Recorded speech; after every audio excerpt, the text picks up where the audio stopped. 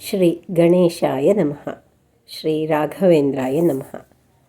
ಆಪದಾಮಪಹರ್ತಾರಂ ಸರ್ವಸೌಭಾಗ್ಯದಾಯಕಂ ಶ್ರೀನಿವಾಸಾಮಹಂ ವಂದೇ ನಿರ್ದೋಷಾಶೇಷಸದ್ಗುಣಂ ಅಭ್ರಮಂ ಭಂಗರಹಿತಂ ಅಜಡಂ ವಿಮಲಂ ಸದಾ ಆನಂದತೀರ್ಥಮತುಲಂ ಭಜೇ ತಾಪತ್ರಯೂಪಹಂ. ಶ್ರೀಮತೋ ರಾಘವೇಂದ್ರಸ್ಯ ನಮಾಮಿ ಪದಪಂಕಜೇ ಕಾಮಿತಾಶೇಷಕಲ್ಯಾಣ ಕಲನಾಕಲ್ಪಪಾದಪೌ ಪೂಜ್ಯಾಯ ರಾಘವೇಂದ್ರಾಯ ಸತ್ಯಧರ್ಮರತಾಯ ಚ ಭಜತಾಂ ಕಲ್ಪವೃಕ್ಷಾಯ ನಮತಾಂ ಕಾಮಧೇನವೇ. ಡಾಕ್ಟರ್ ವ್ಯಾಸನಕೆರೆ ಪ್ರಭಂಜನಾಚಾರ್ಯ ವಿರಚಿತ ಶ್ರೀ ರಾಘವೇಂದ್ರ ದರ್ಶನ. ಇದರಲ್ಲಿ ಶ್ರೀ ರಾಘವೇಂದ್ರ ಸ್ವಾಮಿಗಳ ಜೀವನ ಹಾಗೂ ಸಾಧನೆಗಳ ಒಂದು ನೋಟನ್ನು ನಾನು ಓದ್ತೇನೆ. ಇವತ್ತಿನ ಶ್ರೀ ರಾಘವೇಂದ್ರ ದರ್ಶನದಿಂದ ಸತೀಮಣಿ ಸರಸ್ವತಿ ಮತ್ತು ಶ್ರೀ ಸುಧೀಂದ್ರರ ಬೃಂದಾವನ ಪ್ರವೇಶ ಬಗ್ಗೆ ತಿಳಿದುಕೊಳ್ಳೋಣ.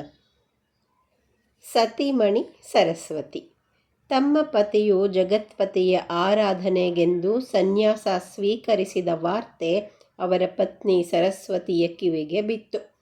ಪತಿಯ ಭಾಗ್ಯಕ್ಕೆ ಹೆಮ್ಮೆ ಎನ್ನಿಸಿತು.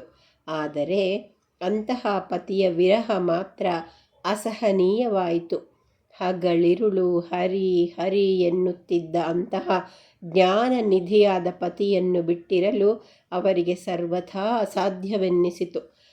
ಅವರಲ್ಲಿಗೆ ಹೋಗುವಂತಿಲ್ಲ, ಹೋಗದಿರಲೂ ಸಾಧ್ಯವಿಲ್ಲ. ಅದಕ್ಕೊಂದು ಉಪಾಯ ಹೊಳೆಯಿತು. ಅಂತಹ ಗಂಡನಿಂದ ಧರ್ಮ ಸೂಕ್ಷ್ಮವನ್ನು 1000 ಬಾರಿ ಕೇಳಿದ್ದ ಅವರಿಗೆ ಉಪಾಯವೊಂದು ಕಂಡಿದ್ದರಲ್ಲಿ ಆಶ್ಚರ್ಯವಿಲ್ಲ. ಯಾವ ತೀರ್ಥಕ್ಕೋಸ್ಕರ ತನ್ನ ಪತಿ ರಾಘವೇಂದ್ರ ತೀರ್ಥರೆನಿಸಿದ್ದರೋ ಅಂತಹ ಸುತೀರ್ಥವೇ ತನ್ನ ಉದ್ಧಾರದ ಅಮೃತ ಎಂದು ಬಲ್ಲ ಅವರು ಕೊನೆಗೆ ಪುಣ್ಯ ತೀರ್ಥವೊಂದರಲ್ಲಿ ಹಾರಿದರು. ಮೇಲೆ ಬರದಷ್ಟು ಮುಳುಗುವ ಬಯಕೆಯಿಂದ ಪ್ರಾಣದೇವರ ಶಾಸ್ತ್ರಕ್ಕೋಸ್ಕರ ತನ್ನನ್ನು ತೊರೆದ ಪತಿಗೋಸ್ಕರ ಅವರು ಹೀಗೆ ತನ್ನ ಪ್ರಾಣವನ್ನೇ ತೊರೆದರು. ಇಂತಹ ಮರಣವನ್ನು ಶಾಸ್ತ್ರವು ದುರ್ಮರಣವೆಂದು ಕರೆಯುವುದಿಲ್ಲ. ಆದರೆ ಅವರಿಗೆ ಪ್ರೇತತ್ವ ಬಂದಿತು. ಅದು ದುರ್ಮರಣ ಎಂದಲ್ಲ, ಪ್ರಾರಬ್ಧದ ಫಲ ಮಾತ್ರ. ಆ ಪ್ರಾರಬ್ಧವೂ ಸಹ ಅವರ ಪತಿಯ ಬಳಿ ಹೋಗಲು ವರವೇ ಆಯಿತು ಎಂಬುದು ವಿಶೇಷ. ತಮ್ಮ ಬಳಿ ಬಂದ ಸರಸ್ವತಿಯನ್ನು ಶ್ರೀ ರಾಘವೇಂದ್ರರು ತೀರ್ಥ ಪ್ರೋಕ್ಷಣೆಯಿಂದ ಪವಿತ್ರಳನ್ನಾಗಿ ಮಾಡಿ ಸದ್ಗತಿಗೆ ಕಳುಹಿಸಿದರು. ತಮ್ಮ ಸೇವೆ, ಪಾದೋದಕ ಧಾರಣ ಮೊದಲಾದವುಗಳಿಂದ ಭಕ್ತರ ಪ್ರೇತತ್ವ ಕಳೆಯುವ ಅವರು ಪತ್ನಿಯ ಪ್ರೇತತ್ವ ಕಳೆದಿದ್ದರಲ್ಲಿ ಆಶ್ಚರ್ಯವೇನೂ ಇಲ್ಲ. ಪತಿಯನ್ನು ಪ್ರಾಣಕ್ಕಿಂತ ಹೆಚ್ಚು ಪ್ರೀತಿಸುತ್ತಿದ್ದ, ಪೂಜಿಸುತ್ತಿದ್ದ ಅವರು ಪತಿಯಿಂದ ಅಗಲುವುದು ಅನಿವಾರ್ಯವಾದಾಗ ತಮ್ಮ ಪ್ರಾಣವನ್ನೇ ತೊರೆದು ಪತಿಭಕ್ತಿಯನ್ನು ನಿರೂಪಿಸಿದರು. ಪತಿಭಕ್ತಿಯನ್ನು ತೋರಲು ಹೀಗೆ ಎಲ್ಲರೂ ಪ್ರಾಣವನ್ನೇ ತೊರೆಯಬೇಕು ಎಂದೇನೂ ಅರ್ಥವಲ್ಲ.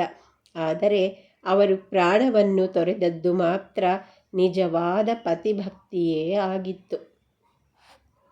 ಶ್ರೀ ಸುಧೀಂದ್ರರ ಬೃಂದಾವನ ಪ್ರವೇಶ.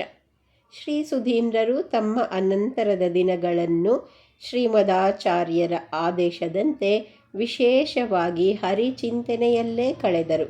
ಭಗವದಾದೇಶದಂತೆ ಶ್ರೀ ರಾಘವೇಂದ್ರ ತೀರ್ಥರಿಗೆ ಪೀಠವನ್ನೊಪ್ಪಿಸಿದ ಅವರು ನಿಜವಾದ ಅರ್ಥದಲ್ಲಿ ನಿಶ್ಚಿಂತರೇ ಆದರು. ಪ್ರಸಂಗ ಒದಗಿದಾಗಲೆಲ್ಲ ಮಠದ ಸಂಪ್ರದಾಯಗಳನ್ನು ಅವರಿಗೆ ತಿಳಿಸಿಕೊಡುತ್ತಿದ್ದರು. ಅಂತ್ಯಕಾಲಕ್ಕೆ ಕೊಡುವ ಆಶ್ರಮ ಉತ್ತರಾಧಿಕಾರಿಗಳಿಗೆ ನಿಜವಾದ ಸಂಪ್ರದಾಯವನ್ನು ಗುರುಗಳಿಂದ ತಿಳಿಯುವ ಅವಕಾಶವನ್ನು ಶಿಷ್ಯರಿಗೆ ದೊರಕದಂತೆ ಮಾಡುತ್ತದೆ. ಎಡಬಲ ಸೇವಕರ ಮಾತುಗಳಿಂದಲೇ ಮಠದ ಸಂಪ್ರದಾಯಗಳನ್ನು ತಿಳಿದುಕೊಳ್ಳಬೇಕಾದ ಅನಿವಾರ್ಯ ಪರಿಸ್ಥಿತಿ ಕೊನೆಗಾಲದ ಆಶ್ರಮದ ಮತ್ತೊಂದು ಅಪಾಯ. ಭಗವದನುಗ್ರಹವಿದ್ದಾಗ ಅದು ಶುಭಕರವಾಗಬಹುದು. ಆದರೂ ಅವಕಾಶವಿದ್ದಾಗ ಮುಂಚಿತವಾಗಿಯೇ ಆಶ್ರಮ ಕೊಡುವುದು ಉಚಿತವೆಂಬ ಭಾವ ಶ್ರೀ ಸುಧೀಂದ್ರರದಾಗಿತ್ತು. ಅವರು ಭಗವಂತನು ತಮಗೆ ನೀಡಿದ ಅವಕಾಶವನ್ನು ವ್ಯರ್ಥ ಮಾಡಿಕೊಳ್ಳಲಿಲ್ಲ. ಶ್ರೀ ರಾಘವೇಂದ್ರರನ್ನು ಸಹ ತಮ್ಮಂತೆ ತಮ್ಮ ಗುರುಗಳಂತೆ ಚತುಷ್ಷಷ್ಟಿ ಕಳಾ ಕೋವಿದರನ್ನಾಗಿ ಮಾಡಿದ ಕೀರ್ತಿ ಅವರದಾಯಿತು. ಶಿಷ್ಯನು ಮಾಡುವ ಪೂಜೆ, ಪಾಠ ಪ್ರವಚನ, ವಾದಿಜಯ ಮೊದಲಾದವುಗಳನ್ನು ಕಂಡಾರೆ ಕಂಡು ಆನಂದಿಸಿದ ಅಪರೂಪದ ಭಾಗ್ಯಶಾಲಿಗಳೂ ಆದರು. ವಿಜಯೀಂದ್ರರಂತಹ ಗುರುಗಳನ್ನು ನೀಡಿದ ಶ್ರೀ ವ್ಯಾಸರಾಜರನ್ನು ವಿಶೇಷವಾಗಿ ಸೇವಿಸಲೆಂದು ಅವರ ಅಂತ್ಯಕಾಲದ ವಾಸ ಆನೆಗೊಂದಿಯ ನಡುಗಡ್ಡೆಯಲ್ಲೇ ನಡೆಯಿತು. 1623 ರುಧಿರೋದ್ಗಾರಿ ಸಂವತ್ಸರದ ಫಾಲ್ಗುಣ ಕೃಷ್ಣ ದ್ವಿತೀಯಾದಂದು ಶ್ರೀಹರಿಯನ್ನು ಸ್ಮರಿಸುತ್ತಾ ಪರಲೋಕಕ್ಕೆ ತೆರಳಿದರು. ಶ್ರೀ ಪದ್ಮನಾಭ ತೀರ್ಥರು, ಶ್ರೀ ಕವೀಂದ್ರ ತೀರ್ಥರು, ಶ್ರೀ ವಾಗೀಶ ತೀರ್ಥರು, ಶ್ರೀ ವ್ಯಾಸರಾಜರು, ಶ್ರೀ ರಘುವರ್ಯ ತೀರ್ಥರು, ಶ್ರೀ ಶ್ರೀನಿವಾಸ ತೀರ್ಥರು, ಶ್ರೀರಾಮತೀರ್ಥರು ಹಾಗೂ ಶ್ರೀ ಗೋವಿಂದ ಒಡೆಯರು ಎಂಬ 8 ಯತಿಗಳ ವೃಂದಾವನಗಳು ಸ್ಥಾಪಿತವಾಗಿದ್ದ ಆ ಸ್ಥಳದಲ್ಲೇ 9ನೆಯದಾಗಿ ಅವರ ವೃಂದಾವನವಾಯಿತು. ಶ್ರೀ ರಾಘವೇಂದ್ರರ ಕರ ಕಮಲದಿಂದ ಸ್ಥಾಪಿತವಾದ ವೃಂದಾವನ ಎಂಬುದು ಅದರ ಪ್ರಶಸ್ತಿ. ತಮ್ಮನ್ನು ಪೀಠದಲ್ಲಿ ಪ್ರತಿಷ್ಠಾಪಿಸಿದ ಗುರುಗಳ ವೃಂದಾವನವನ್ನು ಆ ನಡುಗಡ್ಡೆಯಲ್ಲಿ ಶಾಸ್ತ್ರೋಕ್ತವಾದ ಸಕಲ ವಿಧಿ ವಿಧಾನಗಳೊಂದಿಗೆ ಶ್ರೀ ರಾಘವೇಂದ್ರರು ಪ್ರತಿಷ್ಠಾಪಿಸಿದರು. ಭಕ್ತಿಯಿಂದ ಚರಮ ಶ್ಲೋಕ ಹಾಡಿದರು. ಕುಶಾಗ್ರಮತಯೇ ಭಾನುದ್ಯುತಯೇ ವಾದಿಭೀತಯೇ ಆರಾಧಿತ ಶ್ರೀಪತಯೇ ಸುಧೀಂದ್ರಯತಯೇ ನಮಃ. ಅಂದಿನಿಂದ ಆ ಸ್ಥಳವು ನವ ಬೃಂದಾವನವೆನ್ನಿಸಿತು. ಇಂದಿಗೂ ಹಾಗೆಂದೇ ಅದು ಪ್ರಸಿದ್ಧ. ಈ ಕೀರ್ತಿಯು ಶ್ರೀ ರಾಘವೇಂದ್ರರಿಗೆ ಸಲ್ಲಬೇಕು. ಮುಂದಿನ ಭಾಗದಲ್ಲಿ ಶ್ರೀ ರಾಘವೇಂದ್ರ ದರ್ಶನದಿಂದ ಶ್ರೀ ಯಾದವೇಂದ್ರರು, ಶ್ರೀ ರಾಘವೇಂದ್ರರು ಬಗ್ಗೆ ತಿಳಿದುಕೊಳ್ಳೋಣ. ಓಂ ಶ್ರೀ ಮೂಲರಾಮಾರ್ಚಕ ಶ್ರೀ ರಾಘವೇಂದ್ರ ಯತೀಂದ್ರಾಯ ನಮಃ.